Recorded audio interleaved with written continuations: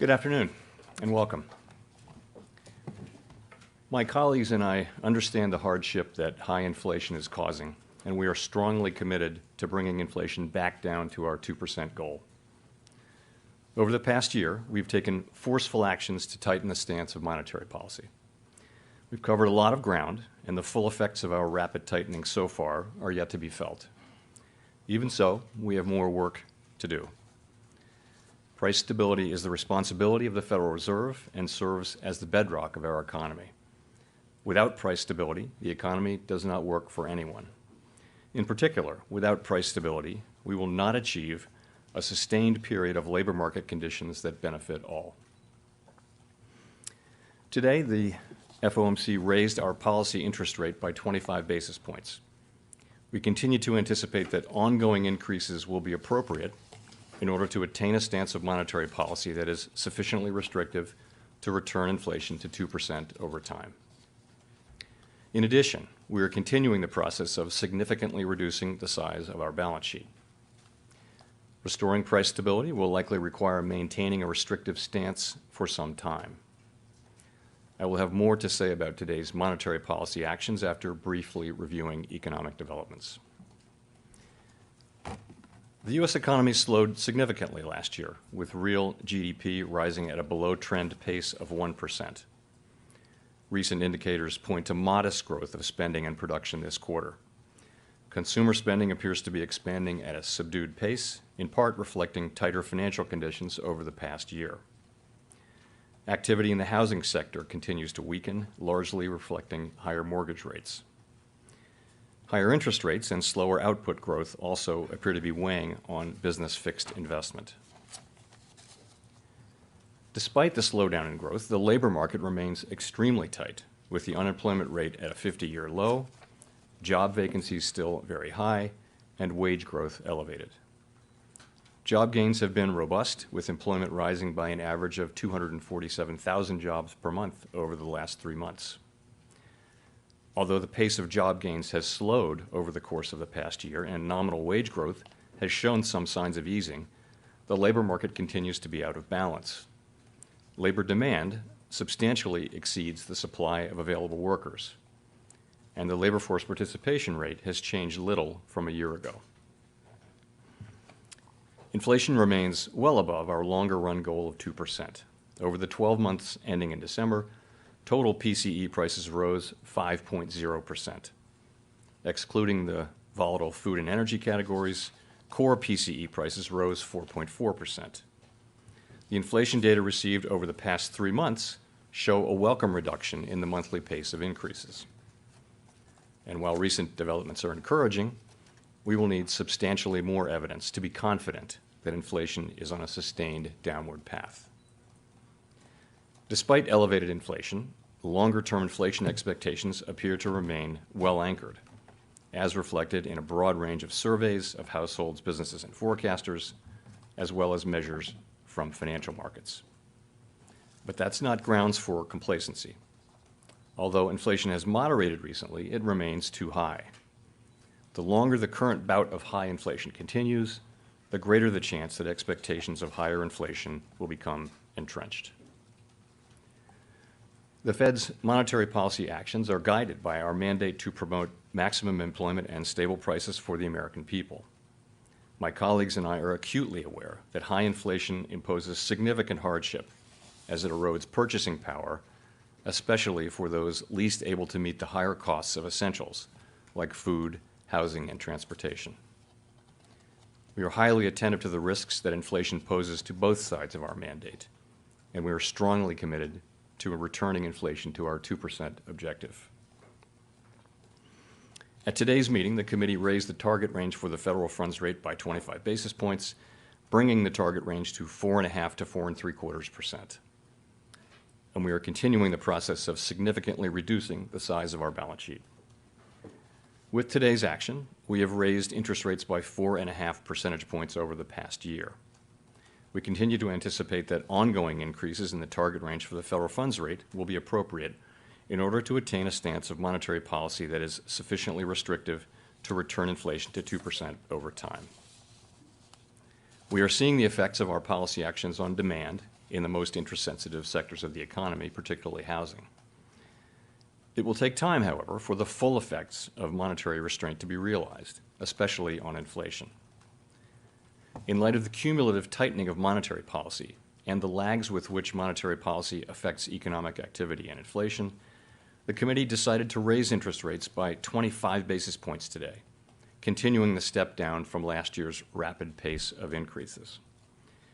Shifting to a slower pace will better allow the committee to assess the economy's progress toward our goals as we determine the extent of future increases that will be required to attain a sufficiently restrictive stance. We will continue to make our decisions meeting by meeting, taking into account the totality of incoming data and their implications for the outlook for economic activity and inflation. We have been taking forceful steps to moderate demand so that it comes into better alignment with supply. Our overarching focus is using our tools to bring inflation back down to our 2% goal and to keep longer-term inflation expectations well anchored. Reducing inflation is likely to require a period of below-trend growth and some softening of labor market conditions.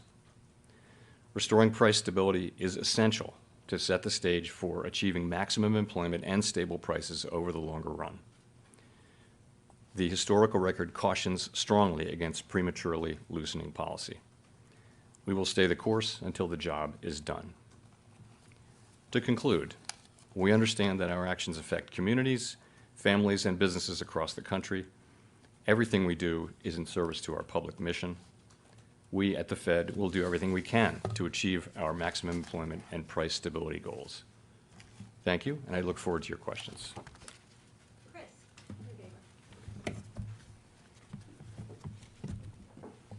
Chris Rugaber, the Associated Press. Thank you for doing this. As you know, financial conditions have loosened since the fall, with bond yields falling, which has also brought down mortgage rates, and the stock market posted a solid gain in January. Does that make your job of combating inflation harder, and could you see lifting rates higher than you otherwise would to offset the increase in, or to offset the easing of financial conditions? So it is important that overall financial conditions continue to reflect the policy restraint that we're putting in place in order to bring inflation down to 2%. And of course, financial conditions have tightened very significantly over the past year. I would say that our focus is not on short-term moves, but on sustained changes to broader financial conditions. And it is our judgment that we're not yet at a sufficiently restrictive policy stance, which is why we say that we expect ongoing hikes will be appropriate. Of course, many things affect financial conditions, not just our policy. And we will take into account overall financial conditions along with many other factors as we set policy.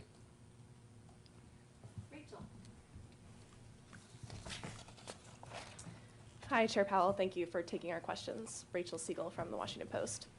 Over the last quarter, we've seen a deceleration in prices, in wages, and a fall in consumer spending, all while the unemployment rate has been able to stay at a historic low. Does this at all change your view of how much the unemployment rate would need to go up, if at all, to see inflation come down to the levels you're looking for? So I would say it is a good thing that the disinflation that we have seen so far has not come at the expense of a weaker labor market. But I would also say that disinflationary process that you now see underway is really at an early stage.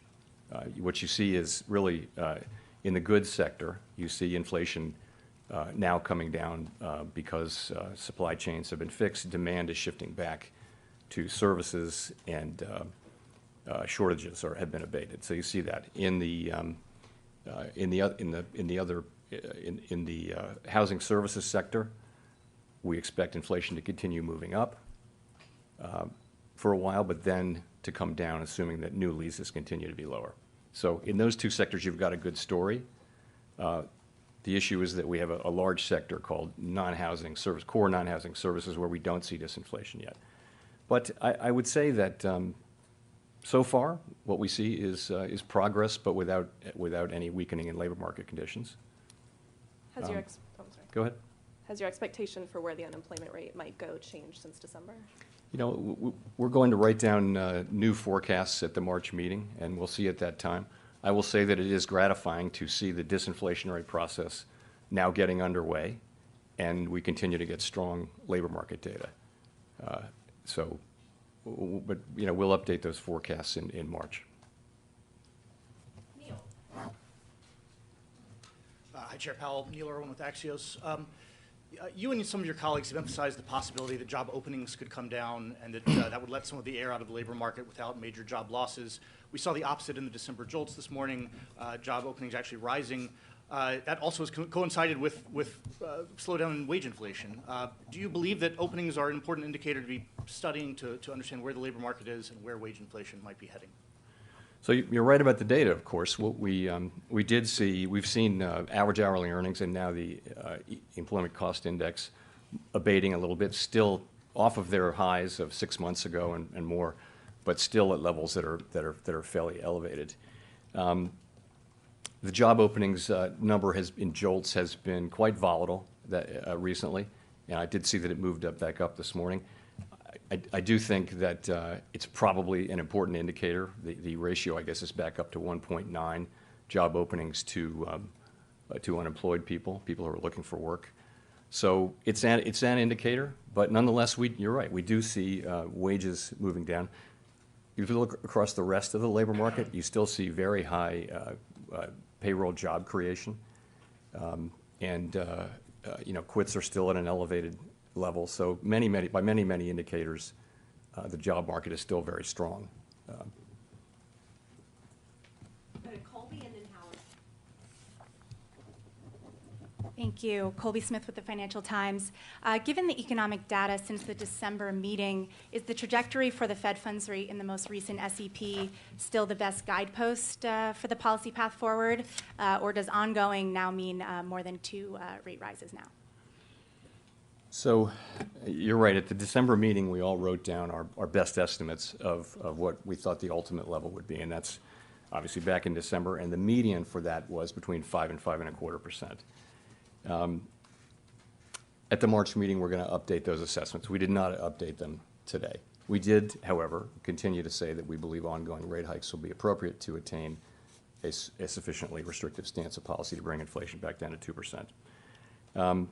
We think we've covered a lot of ground, and financial conditions have certainly tightened. And I would say we still think there's work to do there. We haven't made a decision on exactly where that will be. I think we're going to be looking carefully at the incoming data between now and the March meeting and then the May meeting. I don't feel a lot of certainty about where that will be. It could certainly be higher than we're writing down right now. If we come to the view that we need to write down to move rates up beyond what we said in December, we would certainly do that. At the same time, if the data come in the other direction, then we'll make data-dependent decisions at coming meetings, of course. Just as a quick follow-up, how are you viewing the kind of balance of risk between those 2 options of, the likelihood of maybe falling short of that or going beyond that level? I guess I would say it this way. I continue to think that it's very difficult to manage the risk of doing too little and finding out in 6 or 12 months that we actually were close but didn't get the job done, and inflation springs back and we have to go back in, and now you really do worry about expectations getting unanchored and that kind of thing. This is a very difficult risk to manage, whereas of course we have no incentive and no desire to over-tighten, but if we feel like we've gone too far, we can and inflation is coming down faster than we expect, then we have tools that would work on that. So I do think that in this situation where we have still the highest inflation in 40 years, the job is not fully done. As I started to mention earlier, we have a sector that represents 56% of the core inflation index where we don't see disinflation yet. So we don't see it. It's not happening yet. Inflation in core services ex housing is still running at 4% on a 6 and 12-month basis. So there's nothing happening there. In the other 2 sectors, representing less than 50%, you actually, I think, now have a story that is credible, that's coming together. Although you don't actually see disinflation yet in housing services, but it's in the pipeline, right?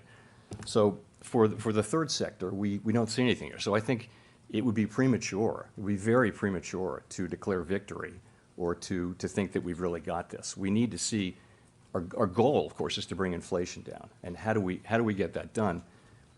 There are many, many factors driving inflation in that sector, and they should be coming into play to have inflation, the disinflationary process, begin in that sector. But so far, we don't see that. And I think until we do, we see ourselves as having a lot of work left to do. Howard Schneider with Reuters, and thanks as usual. So I just wanted to connect a couple dots here. The statement's made a number of changes that seem to be saying things are getting better. You're saying inflation has eased. That's new. You've taken out references to the war in Ukraine as causing price increases. You've taken out references to the pandemic. You've eliminated all the reasons that you said prices were being driven higher. Yet that's not mapping to any change in how you describe policy. We still have ongoing increases to come. So I'm wondering, why is that the case? And does it have more to do with uncertainty around the outlook, or more to do with you not wanting to give a very overeager market a reason to get ahead of itself and overreact? So I guess I would say it this way. We can now say, I think, for the first time, that the disinflationary process has started. We can see that, and we see it really in goods prices so far. Goods prices is a big sector. This is what we thought would happen since the very beginning, and now here it is actually happening, and for the reasons we thought. It's supply chains, it's shortages, and it's demand revolving back towards services. So this is a good thing. This is a good thing. But that's, around a quarter of the PCE price index, core PCE price index. So the second sector is housing services, and that's driven by very different things. And we, as I mentioned, with housing services, we expect, and other forecasters expect, that measured inflation will continue moving up for several months, but will then come down, assuming that new leases continue to be soft. And we do assume that. So we think that that's sort of in the pipeline. And we actually see disinflation in the goods sector, and we see it in the pipeline for two sectors that amount to a little less than half. So this is good, and we note that when we say inflation is coming down. This is good. We expect to see that disinflation process will be seen, we hope soon, in the core goods ex-housing, the core services ex-housing sector that I talked about. We don't see it yet. It's 7 or 8 different kinds of services. Not all of them are the same, and we have a sense of what's going on in each of those different subsections.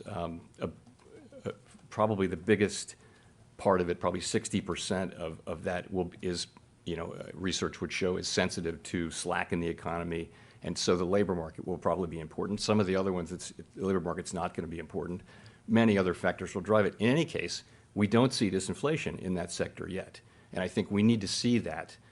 It's the majority of the core PCE index, which is the thing that we think is the best predictor of headline PCE, which is our mandate. So it's not that we're neither optimistic nor pessimistic. We're just telling you that we don't see inflation moving down yet in that large sector. I think we will fairly soon, but we don't see it yet. Until we do, I think we see ourselves, we got to be honest with ourselves, we see ourselves as having perhaps more persistent inflation in that sector, which will take longer to get down. And we're just going to have to complete the job. I mean, that's what we're here for.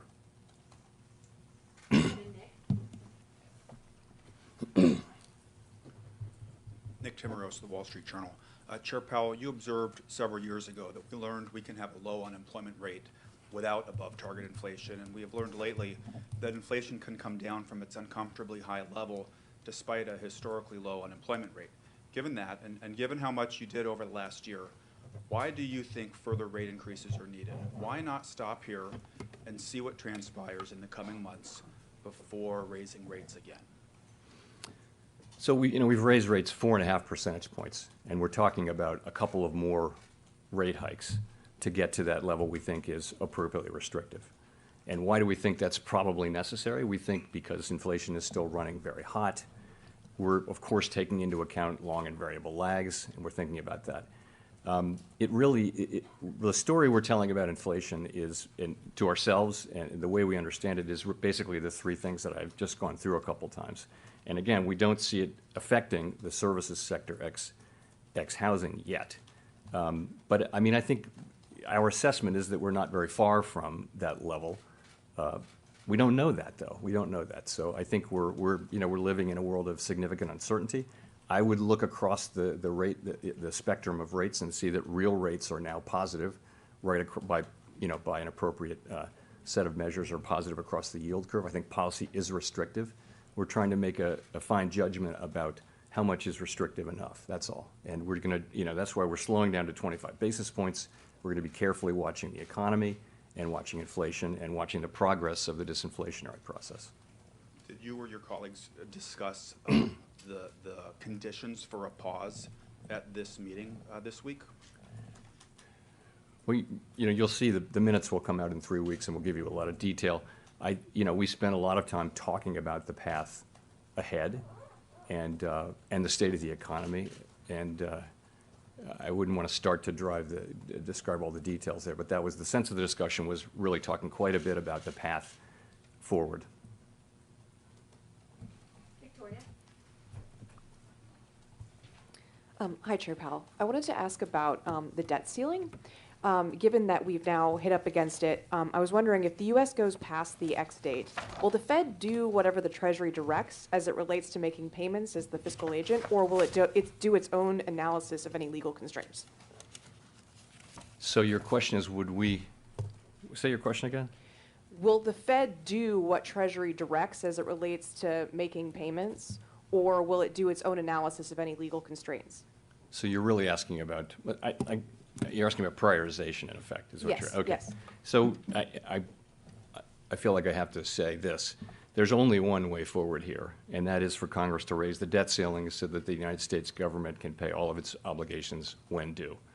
And any deviations from that path would be highly risky, and that no one should assume that the Fed can protect the economy from the consequences of failing to act in a timely manner. In terms of our relationship with the Treasury, we are their fiscal agent, and I'm just going to leave it at that. Are you actively doing any planning of what might happen in the event that would happen? I'm just going to leave it at that. This is a matter that's to be resolved between, it's really Congress's job to raise the debt ceiling, and I gather there are discussions happening, but they don't involve us. We're not involved in those discussions, so we're the fiscal agent. Gina, and then Steve. Gina Smilek from the New York Times. Thanks for taking our questions. I wonder, was there any discussion today of the possibility of pausing rate increases and then restarting them? Lori Logan from the Federal Reserve Bank of Dallas seemed to suggest that would be a possibility in a recent speech, and I wonder if that view is broadly shared on the committee. So the committee, obviously, did not see this as a time to pause. We judged that the appropriate thing to do at this meeting was to raise the federal funds rate by 25 basis points, and we said that we continue to anticipate that ongoing increases in the target range will be appropriate in order to attain that stance of sufficiently restrictive monetary policy that will bring inflation down to 2%. So that's the judgment that we made. We're gonna write down new forecasts in March, and we'll certainly be looking at the incoming data as everyone else will. Sorry, I should have been clear. I mean, would it be possible to take a meeting off, for example, and then resume? Could you, rather than just doing at every meeting a move, go a little bit more slowly, take some gaps in between moves? I mean, I think this is not something that the committee is thinking about or exploring in any kind of detail. In principle, though, we used to do was go every other meeting, if you remember, 25 basis points, and that was considered a fast pace. So I think a lot of options are available, and you saw what the Bank of Canada did, and they left it that they're willing to raise rates after pausing. But this is not something that the Federal Open Market Committee is on the point of deciding right now. Steve. Steve Leisman, CNBC. Mr. Chairman, the SEP has the PCE inflation rate in 2023 at 3.1%. Meanwhile, the 3-month annualized PCE is 2.1%, and you've achieved this without going to your 5.1% funds rate, which is what you have penciled in for this year. And you've also achieved it without the 1 percentage point increase in the unemployment rate, which you have penciled in for this year. I'm wondering if you've considered the idea of whether or not your understanding of the inflation dynamic may be wrong, and it's possible to achieve these things without raising rates that high, and also without without the surge in unemployment. And specifically, I wonder if you might comment on the speech given by Vice Chair Lael Brainerd, who said, to the extent that inputs other than wages may be responsible in part for important price increases for some non-housing services, an unwinding of these factors. In other words, it may not be wages, the idea that it may not require unemployment rising to get this sector of inflation under control. Thanks. So a couple things. First, on the on the forecast, you're right. If you take very short-term, three-month, say, measures of PCE, core PCE inflation, they're quite low right now. But that's because that's driven by significantly negative readings from goods inflation. Most forecasters would think that the significantly negative readings will be transitory, and that goods inflation will move up fairly soon back up to its longer run trend of something around zero, something like that. So a lot of forecasts would call for core PCE to go back up to 4% by the middle of the year, for example. So that's really where the sustainable level is more like at 4%. So that would suggest there's work left to do. Let's say inflation does come down much faster than we expect, which is possible. As I mentioned, obviously our policy is data dependent. We would take that into account. In terms of the core non-housing services, as I mentioned earlier, it's a very diverse sector, 6 or 7 sectors, and so sectors that represent 55 or 60% of that subsectors of that sector we think are sensitive to slack in the economy, sensitive to the labor market in a way. But some of the other sectors are not. And for example, financial services is a big sector that's really not driven by labor markets, wages. So that's why I said there are a number of things that will affect. Take restaurants, right? So clearly labor is important for restaurants, but so are food prices. And transportation services is going to be driven by fuel prices, for example. So there are lots of things in that mix that will drive inflation. I would say overall, though, my own view would be that you're not going to have a sustainable return to 2% inflation in that sector without a better balance in the labor market. And I don't know what that will require in terms of increased unemployment, your question. I do think there are a number of dimensions through which the labor market can soften. And so far, we've got, as I mentioned, in goods, we have inflation moving down without the softening in the labor market. I think most forecasters would say that unemployment will probably rise a bit from here, but I continue to think that there's a path to getting inflation back down to 2% without a really significant economic decline or a significant increase in unemployment. And that's because the setting we're in is quite different. The inflation that we originally got was very much a collision between very strong demand and hard supply constraints, not something that you really have seen in prior business cycles. And so now we see goods inflation coming down for the reasons we thought, and we understand why housing inflation will come down. And I think a story will emerge on the non-housing services sector soon enough. But I think there's ongoing disinflation, and we don't yet see weakening in the labor market. So we'll have to see. Can we get there with 5%? Certainly possible. Yeah, absolutely, it's possible. It's a question no one really knows. I think it's because this is not like the other business cycles in so many ways. It may well be that that it will take more slowing than we expect, than I expect, to get inflation down to 2%. But I don't. That's not my base case. My base case is that the economy can return to 2% inflation without a really significant downturn or a really big increase in unemployment. I think that's a possible outcome. I think many forecasters would say it's not the most likely outcome, but I would say there's a chance of it.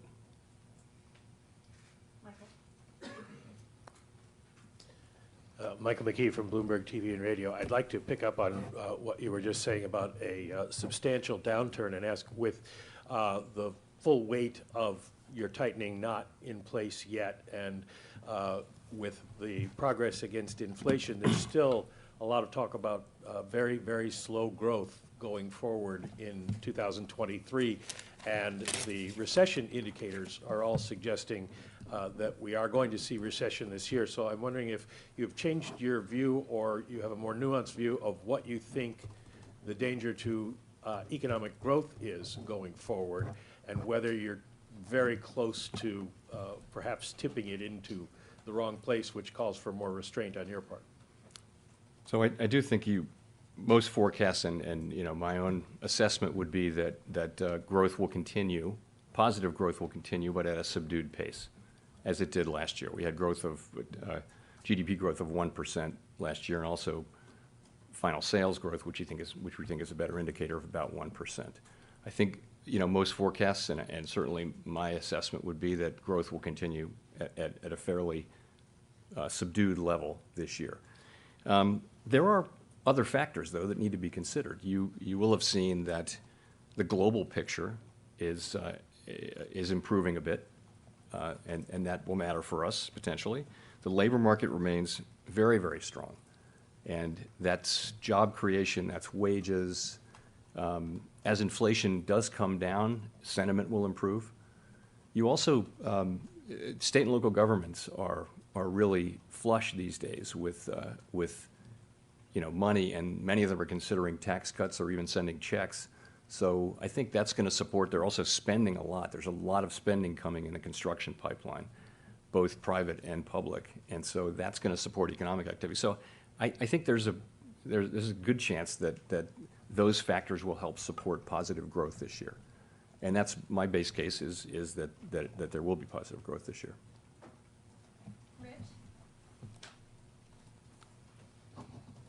Thank you. Rich Miller from Bloomberg. First of all, how are you doing? Fine, thanks. Fine. Good, good. Second off, I think earlier on in the press conference, you said you need to see substantially more evidence of inflation coming down. Can you give us some idea of what you're thinking of? You mentioned 3 months, that we've seen 3 months in a row. Governor Waller suggested he might want to see 6 months. Is it just the inflation data, or do you have to see the labor market coming back into better balance to have that substantially more evidence metric? I don't think there's going to be a light switch flipped or anything like that. I think it's just an accumulation of evidence. So of course we'll be looking, by the time of the March meeting, we'll have 2 more employment reports, 2 more CPI reports, and we'll be looking at those carefully, as all of us will, and we'll be asking ourselves, what are they telling us? And soon after that, we'll have another ECI wage report, which, as you know, is a report that we like because it adjusts for composition and it's very complete. And the one we got, I guess it was yesterday, was constructive. It shows wages coming down, but still at a high level. They're still at a level that's well above where they were before the pandemic. So I don't want to put a number on it in terms of months, but as the accumulated evidence comes in, it's going to be reflected in our assessment of the outlook, and that will be reflected in our policy over time. But I will say, though, it is our job to restore price stability and achieve 2% inflation for the benefit of the American public. Market participants have a very different job, and it's a fine job. It's a great job. In fact, I did that job for years, but in one form or another. But we have to deliver that, and so we are strongly resolved that we will complete this task because we think it has benefits that will support economic activity and benefit the public for many, many years.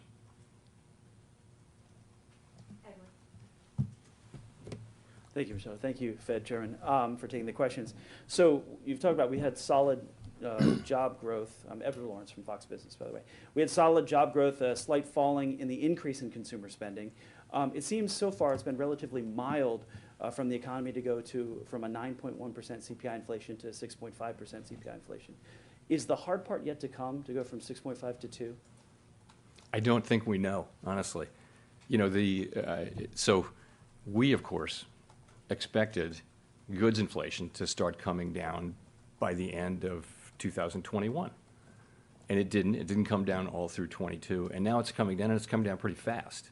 So I would say this is not a standard business cycle where you can look at the last 10 times there was a global pandemic and we shut the economy down, and Congress did what it did and we did what we did. It's unique. So I think certainty is just not appropriate here. Inflation, it's just harder to forecast inflation. It may come down faster. It may take longer to come down. And, our job is to deliver inflation back to target, and we will do that. But I think we're going to be cautious about declaring victory and, sending signals that we think that the game is won, because we've got a long way to go. It's the early stages of disinflation, and it's most welcome to be able to say that we are now in disinflation. But that's great, but we just see that it has to spread through the economy and that it's going to take some time. That's all. How long do you see then the federal funds rate remaining at this elevated level? So my forecast and that of my colleagues, as you will see from the SEP, and there are many different forecasts, but generally it's a forecast of slower growth, some softening in labor market conditions, and inflation moving down steadily, but not quickly. And in that case, if the economy performs broadly in line with those expectations, it will not be appropriate to cut rates this year, to loosen policy this year. Of course, other people have forecasts with inflation coming down much faster. That's a different thing. If that happens, if inflation comes down much faster, then we'll be seeing that, and it will be incorporated into our thinking about policy. Simon. Thank you, Chair Powell. Simon Abrinovich with The Economist. May I ask a further question about the language around ongoing increases? That, of course, implies at least 2 further rate rises. If you look at Fed Fund futures pricing, the implication is that you'll raise rates one more time and then pause. Are you concerned about that divergence, or do you think if everything breaks right, is that a plausible outcome? I'm not particularly concerned about the divergence, no, because it is largely due to the market's expectation that inflation will move down more quickly. I think that's the bigger part of that. So again, as I just mentioned, our forecasts, different participants have different forecasts, but generally those forecasts are for continued subdued growth, some softening in the labor market, but not a recession. And we have inflation moving down, into somewhere in the mid-3s or maybe lower than that this year. We'll update that in March, but that's what we thought in December. Markets are past that. They show inflation coming down in some cases much quicker than that. So we'll just have to see. And we have a different view, it's a different forecast, really. Given our outlook, I don't see us cutting rates this year if our outlook turns true. As I mentioned just now, if we do see inflation coming down much more quickly, that'll play into our policy setting, of course.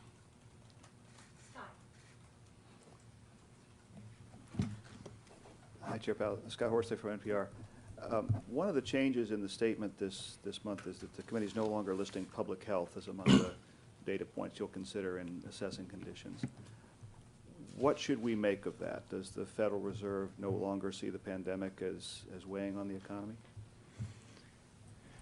That's the general sense of it. Look, I personally understand well that COVID is still out there, but that it's no longer playing an important role in our economy. And, we've kept that statement in there for quite a while, and I think we knew we would take it out at some point. There's never a perfect time, but we thought that, people are handling it better, and the economy and the society are handling it better now. It doesn't really need to be in the Fed's monthly or post-meeting statement as an ongoing economic risk, as opposed to a health issue. Nancy. Hi, Chair Powell. Nancy Marshall-Genzer with Marketplace. Wanted to go back to another thing that Fed Vice Chair Lael Brainard said recently. She said she doesn't see signs of a wage price spiral. And I'm wondering if you agree with that. I do. Yeah, I do. I don't see that yet, but the whole point is, once you see it, you have a serious problem. That means that effectively in people's decision making, inflation has become a really salient issue, and once that happens, that's what we can't allow to happen. And So that's why we worry that the longer we're at this and the longer people are talking about inflation all day long, every day, the more risk of something like that. But no, there's not much. It's more of a risk. It always has been more of a risk than anything else. By the way, I think it's becoming less salient, and people are, we pick that up in conversations, and I've seen some data too that show people are, gradually, they're glad that inflation's coming down. People really don't like inflation, and as we see it coming down, that could also add a boost to economic activity. You look at the sentiment surveys now, and they're very, very low. With 3.5% unemployment and high wage increases nominally by historical standards, why can that be? It has to be inflation, right? So I think once inflation is seen to be coming down in coming months, even you will also see a boost to sentiment, I hope. So that's what you're looking at most closely is consumer expectations. That's at the very heart. It's consumers and businesses. Essentially, we believe that expectations of future inflation are a very important part of the process of creating inflation. That's a sort of a bedrock belief. In one way or another, it has to be. We think it's important. And in this case, I would say the risk 8 months ago or so, longer-term inflation expectations had moved up. We moved quite vigorously last year. Expectations seem to be well anchored, including at the shorter end now, not just the longer end. So it's, and I think that's very reassuring. I think, the markets have decided and the public has decided that inflation is going to come back down to 2%, and it's just a matter of us following through. That's immeasurably helpful to the process of getting inflation down. The fact that people now do generally believe that it will come down, that'll be part of the process of getting it down, and it's a very positive thing.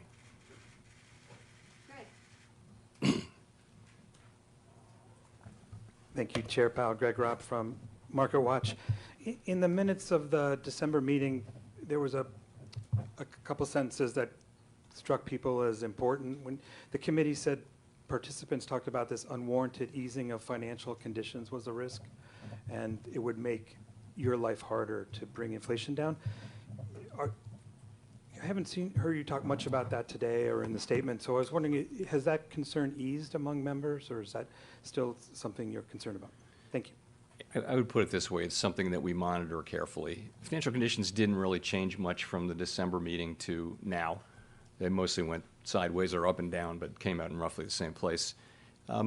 It's important that the markets do reflect the tightening that we're putting in place. As we've discussed a couple times here, there's a difference in perspective by some market measures on how fast inflation will come down. We're just going to have to see. I'm not going to try to persuade people to have a different forecast. But our forecast is that it will take some time and some patience, and that we'll need to keep rates higher for longer. But we'll see. Go to Brendan for the last question. Hi, Chair Powell.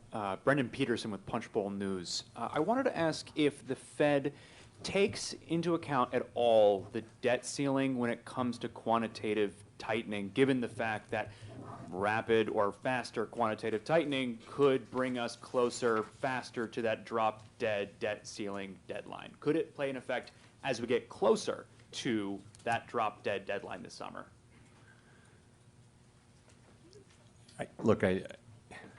It's very hard to think about all the different possible ramifications, and I think the answer is basically I don't think there's likely to be any important interaction between the two, because I believe Congress will wind up acting, and as it will and must in the end, to raise the debt ceiling in a way that doesn't risk the progress we're making against inflation and the economy and the financial sector. I believe that will happen. I believe it will happen. We of course will monitor money market conditions carefully as the process moves on. For example, the Treasury General account will shrink down and then it will grow back up, and we understand there'll be lots of flows between there and the overnight repo facility and reserves. We understand all that. We're watching it carefully. We'll just be monitoring it. Thank you very much.